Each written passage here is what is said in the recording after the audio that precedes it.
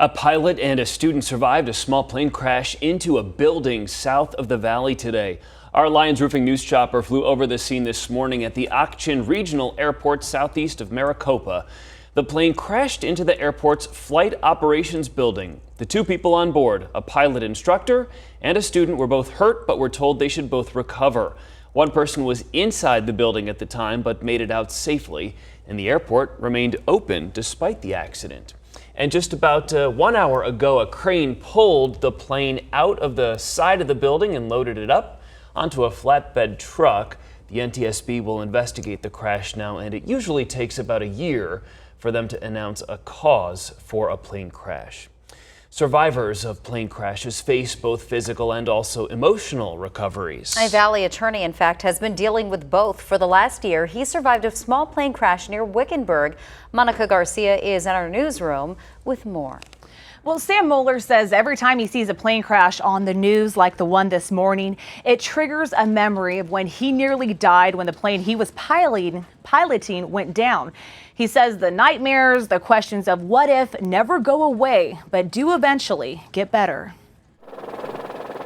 When I saw that picture, I can't believe those two people survived. It always brings up memories whenever I hear about other plane crashes. A little more than a year ago, Sam Moeller and his colleague were on their way from Scottsdale to Lake Havasu City when they experienced catastrophic engine failure. Which in an airplane doesn't mean that the engine's stalling. It means you don't have enough air moving up across the top of the wings or the bottom to create lift, and you basically just drop like a rock. With smoke filling the cockpit, Moeller says there was only one option: to deploy the plane's parachute. A lot of people end up burning on the way down if they're up too high and the airplane's on fire. This is footage from the aftermath of where that plane crashed near Wickenburg. The near-death experience will leave more than just physical scars, says Moeller. Emotionally, they're going to have bad dreams.